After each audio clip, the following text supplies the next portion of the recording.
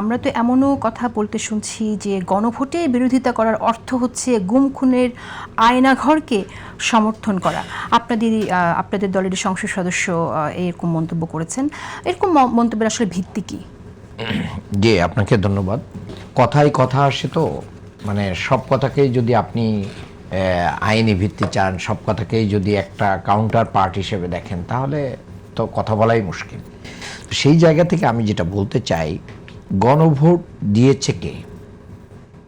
গণভোট দিয়েছে বাংলাদেশের সাংবিধানিক সংস্থা নির্বাচন কমিশন, এবং এই গণভোট সমর্থন করেছেন সকল রাজনৈতিক দল। কোনো রাজনৈতিক দল বলেন নাই যে গণভোটের প্রয়োজন নাই।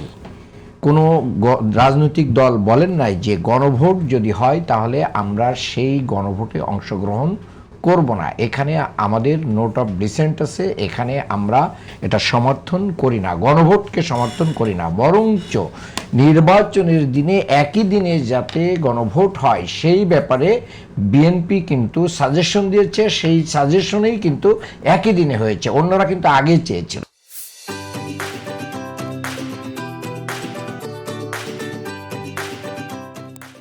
কাজেই গণভোট নিয়ে কোনো প্রকার আইনি ভিত্তি, গণভোটের ভিত্তি নেই, গণভোটের রায় এটা অধ্যাদেশ মানা যাবে কি যাবে না, এইগুলো নিয়ে যে আজে বাজে বক্তব্য হচ্ছে, তাহলে পুরো নির্বাচন ব্যবস্থাটাকেই একটা প্রশ্নবিদ্ধ করা হয়। এর কারণেই কিন্তু বলা হচ্ছে যে গণভোটকেই যদি আপনি না মানেন তাহলে ওইটা কেন মানেন? তাহলে তো মূলত আপনি পূর্বে এটার সাথে গণভোটের কি সম্পর্ক, একটু আমাকে এটা বুঝিয়ে বলেন। আমি বলছি যে যদি আপনি একটা মানেন আর একটা যদি না মানেন, তাহলে আপনি তো পূর্বেরটাই ফিরে যেতে চান, তাহলে ওই ফ্যাসিবাদী চরিত্রে আপনাকে ফিরে যেতে হবে। এখন দেখেন যে গণভোটের যে এই কথাটা আবার একটু বুঝিয়ে বলেন তো। কি মানে একটা মানলে আরেকটা না মানলে ফ্যাসিবাদী চরিত্রে ফিরে যাওয়া? আপনি সংসদ নির্বাচন মানছেন, অন্তর্বর্তী সরকারের সমস্ত কর্মসূচির মাধ্যম দিয়ে এবং এইসিসির মাধ্যম দিয়ে যে নির্বাচন হয়েছে, সরকারের যে ডিক্লারেশনের মাধ্যম দিয়ে যে সংবিধানের আলোকে যে নির্বাচনটা হয়েছে, দুইটা নির্বাচন হয়েছে, সংসদ নির্বাচন এবং গণভোট।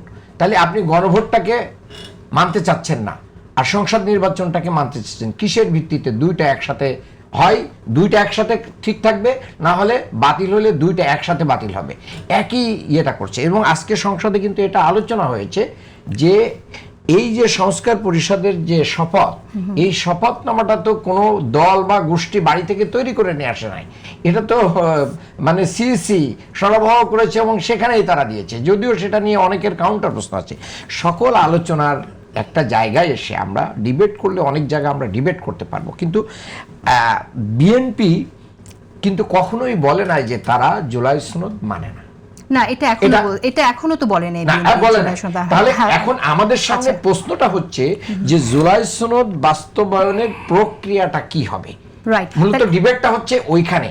একদল বলছে যেহেতু এটা মানে গণভোটের মাধ্যম দিয়ে এসে গেছে, কাজে এই গণভোটের ভিত্তিতে আমরা কি করব, মানে এতদিনের ভিতরে এটা করতে হবে, সংস্কার পরিষদ গঠন করতে হবে, এটাকে সবার আগে কার্যকরী করতে। বিএনপি বলছে যে না, আমরা এটা অক্ষরে অক্ষরে পালন করব, বাট আমরা এই সংস্কার পরিষদ যেহেতু সংবিধানে নাই, এটাকে সংবিধানে যতক্ষণ আমরা এটাকে আনতে না পারছি সংস্কার করে, ততক্ষণ পর্যন্ত এই শপথ নেওয়ার কোনো সুযোগ আমাদের নেই। তাহলে এখান থেকে আমাদের একটা জিনিস খুব ক্লিয়ার যে দুই পক্ষই জুলাই সনদ চাচ্ছেন, এই ব্যাপারে কোনো সন্দেহ নেই। এখন বাস্তবায়ন প্রক্রিয়া নিয়ে যখন ডিবেট হচ্ছে, সেই ডিবেট করতে যে অনেকে জুলাই সনদকেই ইগনোর করছেন। কে কি করেছে? হ্যাঁ, ইগনোর করছেন যে এটার আবার দরকার কি, ওইটার 72-এর সংবিধান নিয়ে টানাটানি করার দরকার কি? 72-এর সংবিধান, এখানে ম্যাডাম জিয়াই তো বলেছিলেন যে এখানে 72-এর সংবিধানে জুলাই সনদে তো যে জুলাই সনদে আপনারা সবাই স্বাক্ষর করেছেন,